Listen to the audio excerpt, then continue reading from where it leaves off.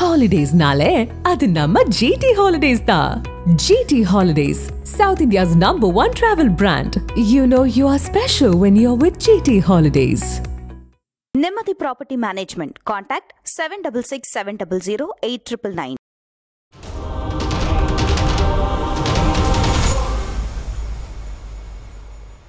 Fourth estate Tamil நேயர்களுக்கு அருள்மொழிவர்மனின் அன்பார்ந்த வணக்கங்கள். இன்று நமது ஃபோர்த் எஸ்டேட் தமிழ் ஊடகத்தின் பெரிதும் பெரிதுகள் நிகழ்ச்சியில் இணையத்தின் வாயிலாக நம்மோடு இணைந்திருக்கிறார் சுற்றுச்சூழல் ஆர்வலர் பூவுலக நண்பர்கள் அமைப்பிலிருந்து மரியாதைக்குரிய ஜியோடாமின் அவர்கள். வணக்கம்.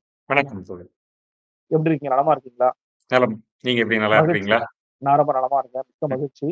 சமீபத்தில் ஒரு அறிவிப்பை கேள்விப்பட்ட உடனேயே உங்களுடைய கருத்துக்களையும் பார்க்க முடிந்தது. அதே போல சூழலியல் ஆர்வலர்கள் தொடர்ந்து அதை எதிர்த்து வண்ணம் இருக்கிறாங்க.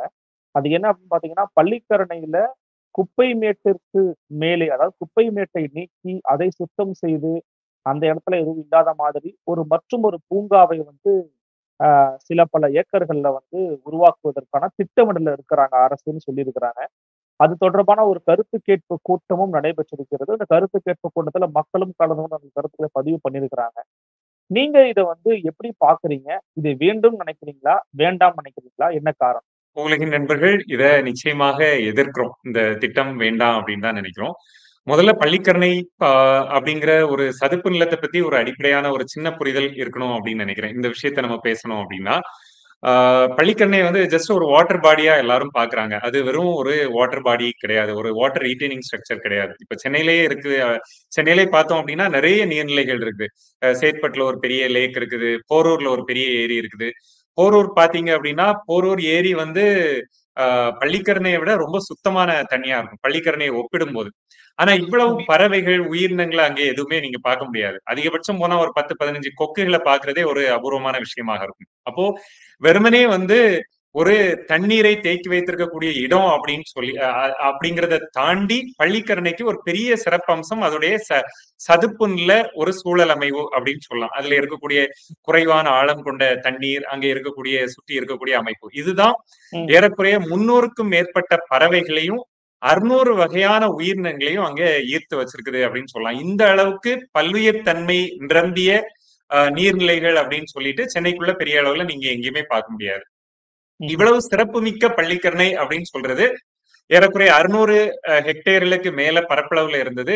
காலப்போக்குல கடந்த ஒரு 40-50 ஆண்டுகள் சென்னை பெரிய அளவுல வளர்ச்சி பெற்றிருக்குது அப்படின்னு சொல்லலாம். வளர்ச்சி அப்படிங்கிறது இன் டேர்ம்ஸ் ஆஃப் இன்ஃப்ராஸ்ட்ரக்சர், நிறைய கட்டிடங்கள் வந்திருக்குது, மேம்பாலங்கள், சாலைகள், இது எல்லாத்துக்கும் இந்த பள்ளிக்கரணை சதுப்பு நில பகுதி பலியாகிருக்குது.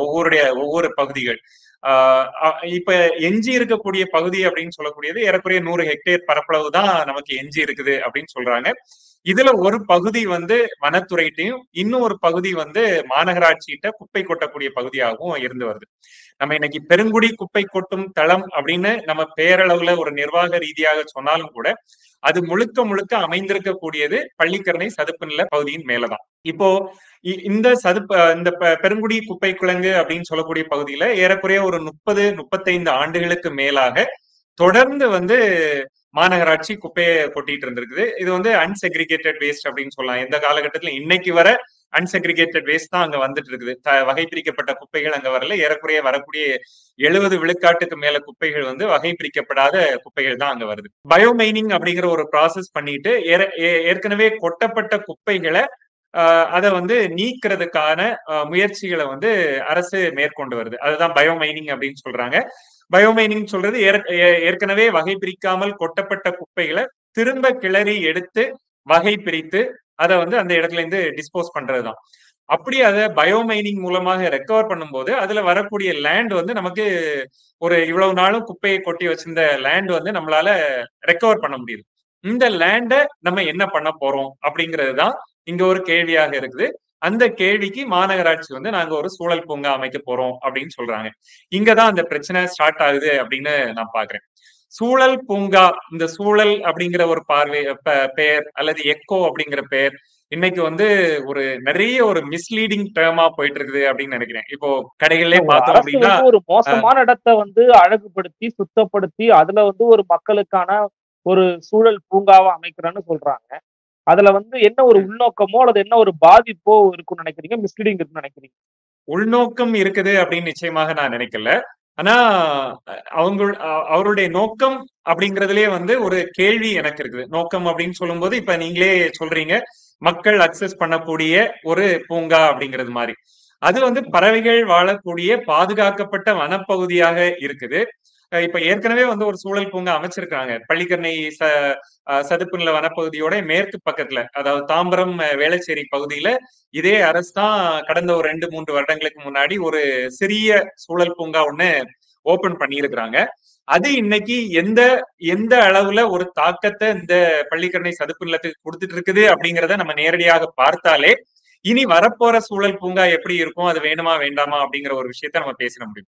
அந்த இப்ப அமைக்கப்பட்டிருக்கக்கூடிய சூழல் பூங்கா அப்படின்னு சொல்லக்கூடியது ஏறக்குறைய ஒரு 2 கிலோமீட்டர் சுற்றளவு. அது ஒரு ஒரு 4-5 வருடங்களுக்கு முன்னாடி வர இயற்கையாகவே இருட்டடைந்த புதர்கள் மண்டிய ஒரு பகுதியாக இருந்தது. இருட்டடைந்த புதர் மண்டிய அப்படின்னு சொல்றது நம்ம ஹியூமன் சென்ட்ரிக்கா பார்த்தோம் அப்படின்னா ஐயோ பயங்கரமா இருக்குதே அப்படிங்கிற மாதிரி இருக்கும். ஆனா அது ஒரு சதுப்பு நில வனப்பகுதியில பறவைகள் அமர்வதற்கோ கூடு கட்டுவதற்கோ தங்குவதற்கோ ரொம்ப ஏற்ற பகுதியாக அமைஞ்சிருந்தது அப்படின்னு சொல்லலாம். அதை முழுசும் அவங்க நீக்கி அதுல ஒரு 2 கிலோமீட்டருக்கு காம்பவுண்ட் வால் கட்டி உள்ள வாக்கிங் பாத் அமைத்து அதுல வெளியே நடந்து போறவங்களை எல்லாம் உள்ள பிடிச்சி நீங்க வந்து வாக்கிங் போறதுக்கு பாதை ஏற்படுத்தி கொடுத்தது மாதிரி அமைத்து அதுல ஃபுல்லா வரிசையா லைட்டிங் போட்டு இன்னைக்கு பாத்தீங்க அப்படின்னா இன்னைக்கு ஆயிரக்கணக்கான வண்டிகள் ஒவ்வொரு நாளும் அதுல நிறுத்தி அதுல வந்து டைம் ஸ்பெண்ட் பண்றதோ அல்லது வந்து அது ஒரு வணிகத்தலம் மாதிரி மாறி இருக்குது அப்படின்னு சொல்லலாம். எந்த பறவைகளும் இயற்கையாக அந்த பகுதிக்கு நெருங்கவே முடியாது. அதுலயும் அந்த பள்ளிக்கரணை சதுப்பு நில வனப்பகுதிக்கு உள்ளே நடந்து போறது மாதிரி ஒரு 500 மீட்டருக்கு மேல வந்து ஒரு பாதை அமைச்சிருக்காங்க, மண்ணாலான ஒரு பாதை அமைச்சிருக்காங்க. ஆனா அங்க போகக்கூடிய மக்கள் வந்து உண்மையாகவே சுற்றுச்சூழல் ஆர்வம் மிக்கவர்களா அல்லது இந்த வனப்பகுதியில எப்படி நடந்துக்கணும் அப்படிங்கிற புரிதல் உள்ளவங்களா அப்படின்னா இல்ல. நீங்களே கேள்விப்பட்டிருந்திருக்கலாம். இப்ப காடுகளுக்கு ட்ரெக்கிங் எல்லாம் போறது கேள்விப்பட்டிருப்பீங்க.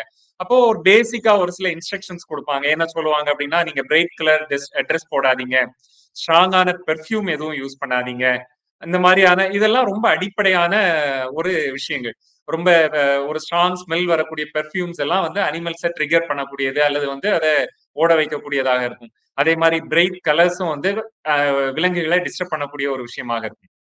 இந்த 600 வகையான விலங்குகள் அங்க இருக்குது அப்படின்னு பார்க்கும்போது நம்ம பெரும்பாலும் விலங்குகள் அப்படின்னு சொன்னோடனே உடனே சிங்கம், புலி இந்த மாதிரியான விலங்குகளை மட்டும் நினைச்சுக்க வேண்டியதில்லை. அங்க இருக்கக்கூடிய ஒரு சின்ன ஆமையாக இருக்கட்டும், பாம்பாக இருக்கட்டும், இவை எல்லாமே பாதுகாக்கப்பட வேண்டிய விலங்குகள் தான். அப்போ இந்த இந்த விலங்குகள் இருக்கக்கூடிய பகுதியில அத்துமீறி நாம் ஒரு 2 கிலோமீட்டர் நீளத்துக்கு ஒரு நடைபாதை அமைத்து அந்த நடைபாதையில விலங்குகளை பார்க்க வர்றவங்க வந்தா கூட பரவாயில்ல, நடைப்பயிற்சி செய்யறவங்களும் ஓட்டப்பயிற்சி செய்யறவங்களையும் அங்க உள்ள அனுமதிச்சுட்டு இதை வந்து எப்படி நம்ம சூழல் பூங்கா அப்படின்னு சொல்ல முடியும் அப்படிங்கிறது முக்கியமான கேள்வி. அங்கே ஒரு சில பெயர் பலகைகள் இருக்கு. இந்த பறவைகளுடைய பயன்கள், விலங்குகளுடைய பெயர்கள் அதெல்லாம் பொறிச்சு வச்சிருக்காங்க. அந்த அந்த பெயர் பலகைகள் வைக்கிறதுனால அந்த விலங்குகளுக்கு எந்த பயமும் இல்லை அடிப்படையிலே. நம்ம வந்து அதை புரிஞ்சுக்கலாம். அந்த போர்டை வந்து நீங்க ரோட்ல கூட வச்சுக்கலாம். அதை கொண்டு போய் நீங்க வனப்பகுதிக்குள்ளதான் வச்சு அங்க ஆளை கூட்டிட்டு போய் தான் தெரிய வைக்க வேண்டிய அவசியம் இல்லை. இதே மாதிரியான இது வந்து ஒரு 2.5 ஹெக்டேர் பரப்பளவுல அமைந்திருக்குது அப்படின்னு சொல்றாங்க இப்ப ஏற்கனவே இருக்கக்கூடிய பூங்கா.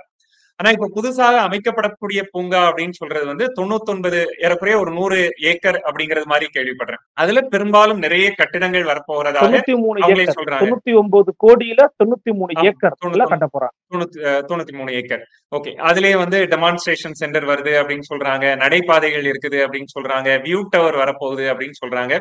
இந்த வியூ டவரை வச்சு பறவைகளோ அல்லது விலங்குகளோ என்ன பண்ணுது, இதை வந்து வெறுமையே அப்போ ஒரு மனிதனை மையப்படுத்தி ஒரு கேளிக்கையை முதன்மைப்படுத்தக்கூடிய ஒரு நீங்க எங்கேயோ ஒரு இடத்துல ஒரு ரிமோட்டான ஒரு இடத்துல ஒரு தீம் பார்க் வைக்கிறீங்க அல்லது ஒரு ஒரு மக்களை இப்ப ஒரு தீவு திடல்ல எவ்வளவு ப்ரோக்ராம் பண்றாங்க, அது மக்களை ஒரு ஒரு சுற்றுலாவை மேம்படுத்தக்கூடிய ஒரு விஷயம் தான். நம்ம அங்க போய் அதை பண்ணாதீங்க அப்படின்னு சொல்றது இல்ல. ஆனா இது வந்து ஒரு விலங்குகளுக்காக ஒதுக்கப்பட்ட ஒரு பாதுகாக்கப்பட்ட வனப்பகுதி அப்படின்னு சொல்றோம். அதுக்கு பக்கத்துல இப்ப மாநகராட்சி கையகப்படுத்தி வச்சிருந்த நிலம், அதாவது அது வனத்துறைக்கு போக வேண்டிய நிலம். இப்ப நம்ம கேட்கறதே வந்து இத வனத்துறைகிட்ட மாநகராட்சி ஒப்படைக்கணும் அப்படின்னு சொல்லிதான் நம்ம கேட்கிறோம். அப்ப இங்க இங்க இந்த ஒரு சூழல் பூங்கா அப்படிங்கறதே நான் இப்ப இந்த பார்வையில தான் சொல்றேன். அப்ப இந்த பேரே வந்து மிஸ்லீட் பண்றது மாதிரி இருக்கு. இந்த பூங்காவுக்கும் சூழலுக்கும் என்ன சம்பந்தம் இருக்குது அப்படிங்கறது மாதிரி தான் இருக்குது. அப்ப மனிதர்களை மையப்படுத்தி அவங்கள உள்ள கொண்டு வந்து ஒரு டூரிசத்தை என்கரேஜ் பண்றது மாதிரி, வெளியே திரும்பவும் கடைகள், வாகன நெருக்கத்தை உருவாக்குற மாதிரியான ஒரு சூழலை உருவாக்கும் போது அதுக்கும் சுற்றுச்சூழலுக்கும் எந்த சம்பந்தமும் இல்லை. நீங்க அங்க தூரத்துல பறவைகள் இருக்க போது நீங்க இங்க பார்க்க போறீங்க அப்படின்னா இது எந்த விதத்திலயும் அந்த பறவைகளுக்கோ விலங்குகளுக்கோ நலனை கொடுக்க போறது இல்ல. அது ஒண்ணு. இன்னொன்னு, ஏற்கனவே இந்த பள்ளிக்கரணை வனப்பகுதி அப்படிங்கிறது பரப்பளவுல மிகப்பெரிய அளவுல ஒரு பாதிப்பை சந்திச்சிருக்குது அப்படிங்கிறத பாக்குறோம். ஒரு ஒரு 10ல ஒரு பகுதி தான் இன்னைக்கு எஞ்சி இருக்குது. இந்த இந்த இந்த ஆக்கிரமிக்கப்பட்டதுல அல்லது கையகப்படுத்தப்பட்டதுல ஒரு சின்ன பகுதி வந்து திரும்ப நமக்கு ஒரு இந்த வனப்பகுதியாக மாற்றுவதற்கான வாய்ப்பு இருக்கக்கூடிய ஒரு சூழல்ல அந்த பகுதியையும் நம்ம காங்கிரீட் பிளாக்ஸ் போட்டு பில்டிங்ஸை கட்டி, வியூ டவரை கட்டி, பாத்வேயை கட்டி திரும்ப மனிதர்களுக்கு புழங்கக்கூடிய ஒரு பகுதியாக மாத்த போறோம் அப்படின்னா இது வந்து ஒரு நாம் நிச்சயமாக ஏற்கக்கூடிய ஒரு விஷயமாக இல்லை. அதுதான் ஒரு வருத்தத்தோட பதிவு செய்ய வேண்டியதாகவும் இது எதிர்க்கப்பட வேண்டியதா ஒரு விஷயமாகவும் இருக்குது அப்படின்னு பாக்குறேன். இல்ல, சூழலியல் சார்ந்து நீங்க ஏற்பட வாய்ப்புகள் இருக்கக்கூடிய விஷயங்களை பத்தி பேசுறீங்க. இப்போ சமீபத்துல வந்து பாத்தீங்கன்னா பள்ளிக்கரணை, வேளச்சேரி, மடிப்பாக்கம், ராம்நகர் போன்ற இந்த சூழல் பகுதிகள் வந்து பாத்தீங்கன்னா வெள்ள பாதிப்பின் போது மிக மோசமான சூழல்களை வந்து எதிர்கொண்டுகிட்டு இருக்கு. ஆண்டுதோறும் நடந்துகிட்டு நமாவே இருக்கு. இப்ப இந்த மாதிரியான ஒரு பூங்கா அமைக்கிறாங்கன்னு வச்சுப்போமே, இந்த மாதிரி பூங்கா அமைச்சாங்கன்னா இது மேலும் அதிகமாகுமா? இது இந்த மாதிரியான விஷயங்களை எப்படிப்பட்ட தாக்கத்தை ஏற்படுத்தும்? நிச்சயமாக அதிகமாக தான் செய்யும். அதனாலதான் அங்க இருக்கக்கூடிய லோக்கல் ரெசிடென்ட்ஸே எதிர்க்கிறாங்க அப்படின்னு நான் நினைக்கிறேன். அங்க அதாவது பொதுவா ஒரு பக்கத்துல ஒரு பூங்கா வருது அப்படிங்கிறது வந்து வீடுகள்ல இருக்கிறவங்களுக்கு, அந்த பகுதியில வசிக்கிறவங்களுக்கு ஒரு நல்ல விஷயமா இருக்கும். மாலை நேரத்துல விளையாடலாம், வயசானவங்க போய் நடக்கலாம் அப்படின்னு யோசிப்பாங்க.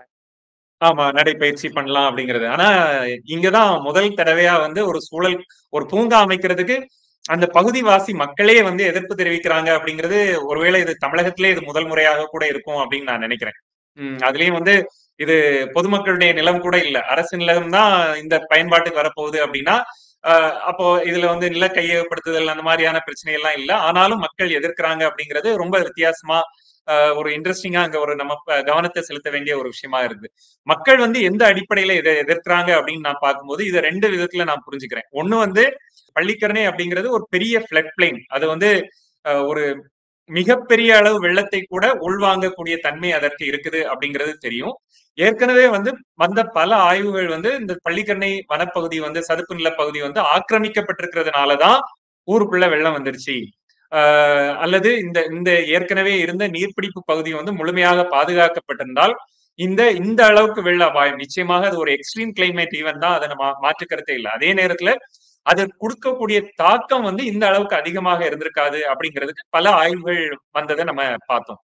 இந்த சூழல்ல ஒரு மேடாக இருக்க பகுதியை ரெக்கவர் பண்ணி திரும்ப அதை பூங்காவாக மாற்றுறது சரியான ஒரு தீர்வாக இருக்குமா, அல்லது அதை ஆழப்படுத்தி அது ஏற்கனவே இருந்த ஒரு சதுப்பு நில வனப்பகுதியாக மாற்றுறது நிச்சயமாக அதோடைய நீர்பிடிப்பு தன்மையை அதிகப்படுத்தும். அப்போ வருங்காலங்கள்ல நிச்சயமாக நாம் இதைவிட தீவிரமான புயல்களையும் வெள்ளங்களையும் சந்திக்க போறோம், அதுல மாற்று கருத்தே கிடையாது. ஏன்னா கிளைமேட் சேஞ்ச் அப்படிங்கிறது ஐபிசிசி ரொம்ப தெளிவாக சொல்லியிருக்கிறது. ஒவ்வொரு வருடமும் இந்த கிளைமேட் சேஞ்சுடைய தீவிரத்தன்மை வந்து இன்னும் அதிகரிக்கத்தான் போகுது அப்படிங்கிறது. அப்போ இங்க இருக்கக்கூடிய ஒரு நீர்பிடிப்பு பகுதியை அதிகரிப்பதற்கான வாய்ப்புகள் இருக்கும்போது அதை திரும்பவும் சுருக்கி நாங்க அங்க பாத்வே போடுறதோ அல்லது வந்து பில்டிங்ஸ் கட்டுறதோ வந்து ஒரு சரியான தீர்வாக இருக்க முடியாது. இதை வந்து ஒரு விஷயமாக நான் பாக்குறேன். இன்னொன்னு வந்து வாட்டர் செக்யூரிட்டி எப்படி ஒரு ஃப்ளட்டை தடுக்கிறதுக்கான ஒரு விஷயமாக இருக்குதோ, அடுத்தது வந்து ட்ரிங்கிங் வாட்டர் அப்படிங்கிறது ரொம்ப முக்கியமான ஒரு விஷயம். அதுலயும் தென் சென்னை பகுதியினுடைய வாட்டர் அக்வஃபயர், அதாவது டோட்டல் தென் சென்னையுடைய நீர்பிடிப்பு பகுதியை அல்லது ஒரு கிரவுண்ட் வாட்டரை ரீசார்ஜ் பண்றதுக்கான அக்வஃபயராகவே வந்து நம்ம பள்ளிக்கரணை சதுப்பு நில வனப்பகுதியை தான் சொல்றோம். இந்த பகுதியில வந்து நம்ம கட்டுமானங்களை இன்னும் அதிகரிக்கிறது அப்படிங்கிறது, இங்க வந்து ஒரு 100 ஏக்கர் அப்படிங்கிறது வந்து ஒரு மிகப்பெரிய வாய்ப்பு அப்படின்னு நான் நினைக்கிறேன். இதை வந்து ஒரு கிரவுண்ட் வாட்டர் ரீசார்ஜ் பண்றதுக்கோ அல்லது ஃபிளட் மிட்டிகேஷனுக்கு அதை யூட்டிலைஸ் பண்றதுக்கோ இதை வந்து தடுக்கிறது அப்படிங்கிறது வந்து ஒரு சரியான விஷயமா பார்க்க முடியல. அப்போ இங்க வந்து இது வந்து ஃபிளட் மிட்டிகேஷன் அப்படிங்கிறத தாண்டி ஒரு வாட்டர் செக்யூரிட்டி அப்படிங்கிற ஒரு பெர்ஸ்பெக்டிவ்லயுமே அதை பாதுகாக்க வேண்டியது வந்து மிக முக்கியமான ஒரு விஷயமாக இருக்குது. இந்த சூழல் பூங்கா அப்படிங்கிறது அதற்கு முரணான விஷயமாக தான் இருக்கும் அப்படின்னு நான் நினைக்கிறேன். இந்த இந்த திட்டத்தினுடைய பின்னணி என்ன? இப்ப நீங்க வந்து அதிமுக ஆட்சி காலத்திலேயே வந்து போடப்பட்ட ஒரு திட்டமா? அல்லது இப்பதான் வந்து ப்ரப்போசல் குடுத்திருக்காங்களா? இந்த ப்ரப்போசல் மீது உங்களுடைய அமைப்பை சார்ந்து நீங்க அரசிடம் ஏதேனும் முறையீடுகளை வந்து முன் வச்சிருக்கிறீங்களா? அதிமுக ஆட்சி காலத்துல பள்ளிக்கரணையை ஆழப்படுத்துறது அப்படிங்கிற ஒரு ப்ரப்போசல் வந்தது. அதை நம்ம கடுமையாக எதிர்த்தோம். அதுக்கப்புறம் நீதிமன்றமும் அதை பண்ணக்கூடாது அப்படின்னு சொல்லியிருந்தது.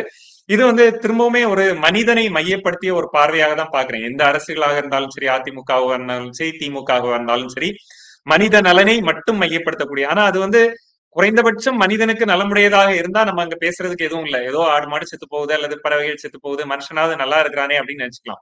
ஆனா இன்னைக்கு இந்த ஆக்கிரமிப்புகளால பாதிக்கப்படக்கூடியது மனிதர்களாகவும் இருக்கிறாங்க. அப்போ மனிதர்களை மையப்படுத்தி அப்படின்னு சொன்னா கூட அது நீடித்த அளவுல மனிதர்களுக்கு நலன் கொடுக்கக்கூடிய ஒரு விஷயமாக இல்லை. இந்த அதிமுக அரசு அந்த விஷயத்துல அதுல பின்வாங்கிட்டாங்க. இப்போ அடுத்தது வந்து திமுக அரசு அப்படின்னு பார்க்கும்போது அவங்க இந்த சூழல் பூங்கா அப்படிங்கிற ஒரு விஷயத்த முன்னெடுக்கிறத நம்ம பாக்குறோம். வெட்லேண்ட் கன்சர்வேஷன்ல வெட்லேண்ட் கன்சர்வேஷனுக்கு தனியாக ஒரு குழு அமைத்தார்கள், திமுக அரசு அமைத்தாங்க. அதுல நிறைய பரிந்துரைகள் கூட இருக்குது. இங்க என்ன விஷயத்த நம்ம முதல்ல பண்ண வேண்டியது இருக்குது அப்படிங்கிறதுல திமுகவினுடைய அரசினுடைய முதன்மை எதுவாக இருக்குது அப்படிங்கிறதுல எனக்கு வந்து நிச்சயமாக வருத்தங்கள் இருக்கு. என்ன அப்படின்னா இங்க இன்னைக்கு பார்த்தோம் அப்படின்னா எஞ்சி இருக்கக்கூடிய பள்ளிக்கரணை சதுப்புநில வனப்பகுதிக்கு நேரடியாக வேளச்சேரி 100 ஃபீட்ல இருந்து ரோட்ல இருந்து வரக்கூடிய சாக்கடை நேரா அங்கதான் வந்து சேருது. வேளச்சேரி மடிப்பாக்கம் பகுதியில இருந்து வரக்கூடிய அந்த டிரைனேஜ் வந்து நேரடியாகவே பள்ளிக்கரணை வனப்பகுதிக்கு தான் வந்து சேருது. இந்த ஆக்கிரமிப்புகளை சரி பண்றதுக்கோ அல்லது இங்க வரக்கூடிய டிஸ்சார்ஜ் ஆகக்கூடிய டிரைனேஜ ஏதாவது ஒரு ஒரு ஒரு கிளீனிங் பிளான் போட்டு அதை பியூரிஃபை பண்றதுக்கான வாய்ப்புகளை எடுத்திருந்தாலோ, இங்க இருக்கக்கூடிய அரசு நிறுவனங்கள், தனியார் கட்டிடங்கள்ல இருக்கக்கூடிய ஆக்கிரமிப்புகளை அகற்றுறதுக்காகவோ ஏதாவது முயற்சிகள் செய்திருந்தா நிச்சயமாக நாம் வரவேற்றிருப்போம், பாராட்டியிருப்போம். ஆனா எஞ்சி இருக்கக்கூடிய ஒரு சின்ன பகுதிக்கு கூட ஆபத்தை விளைவிக்கக்கூடியது மாதிரியான திரும்பவும் இதே மாதிரியான ஒரு வளர்ச்சி திட்டங்கள் அப்படின்னு கொண்டு வர்றது வந்து நிச்சயமாக அதிர்ச்சி அளிக்கக்கூடிய ஒரு விஷயமாக தான் இருக்குது. அதுலயும் குறிப்பாக நம்ம திரும்ப திரும்ப பள்ளிக்கரணை வனப்பகுதி அப்படின்னு சொல்லும் போது இதுல மாநகராட்சிக்கு என்ன வேலை அப்படின்னு தான் நான் கேக்குறேன். அதாவது மாநகராட்சி ஏன் அந்த நிலத்தை கையில வச்சிருக்குது? எப்போ அந்த குப்பைகளை ஒதுக்குறாங்களோ அப்பவே அவங்க அதை வந்து வனத்துறையிட்ட ஒப்படைக்க வேண்டிய அவசியம் இருக்குது. வனத்துறை தான் அதை கையாளக்கூடிய ஒரு ப்ரொஃபஷனல் பாடி. ஆனா மாநகராட்சிக்கு அதற்கான நிபுணர்களோ அல்லது நிபுணத்துவமோ இல்லை அப்படிங்கிற சூழல்ல இல்ல அதற்கான அதிகாரம் மாநகராட்சிக்கோ இல்ல தமிழக அரசுக்கோ இல்லைன்னு நினைக்கிறீங்களா? மேபி அதுக்கான அதிகாரங்கள் இருக்கலாம் இல்லையா? அதிகாரம் அப்படிங்கிறது நிச்சயமா நிலம் வந்து இப்போதைக்கு அதாவது மாநகராட்சி கையில தான் இருக்குது. அதிகாரம் இல்ல அப்படின்னு நான் நினைக்கல. தார்மீக அடிப்படையில பாத்தீங்கன்னா நில ஒருங்கிணைப்பு சட்டம்லாம் கொண்டு வந்து பல வேலைகள் நடந்துகிட்டு இருக்கிறத பார்க்க முடிகிறது. அப்படி இருக்கும்போது இதற்கான அதிகாரம் இல்லாமலா போயிரும் நினைக்கிறீங்க? அதே மாதிரி இன்னொரு கேள்வி கூடுதலா கேட்டுப்பேன். இந்த இடம் வந்து இப்ப குப்பை மேடா இருக்குது. அந்த குப்பை மேடை நாங்க வந்து வேற மாதிரி மாத்துறோம்ன்றாங்க. அப்போ நீங்க அந்த இடத்த எப்படி மாத்தணும்னு நினைக்கிறீங்க? நீங்க என்ன சொல்யூஷன் தீர்வு முன்வைக்க விரும்புறீங்க? அதையும் சேர்த்து சொல்லுங்க. தீர்வு அப்படிங்கிறது அதாவது பயோமைனிங் அப்படிங்கிறதே இங்க வந்து ஒரு கான்ட்ரவர்சியலான விஷயம் தான். நான் அதையும் பதிவு பண்ண வேண்டியது இருக்குது. அதாவது ஒரு 25-30 வருஷமா நீங்க அன்செக்ரிகேட்டட் வேஸ்ட கொட்டி இருக்கிறீங்க. அதை இன்னைக்கு சரி பண்றதுக்காக யூஸ் பண்ணக்கூடிய ஒரு டெக்னிக்கல் பிக்ஸ் தான் பயோமைனிங் அப்படின்னு சொல்றது. அதுலயே நிறைய பிரச்சனைகள் இருக்கு. நீங்க வந்து இன்னைக்கு வர சென்னையில முழுமையாக குப்பைகள் வகை பிரித்து பெறப்படுவதில்லை.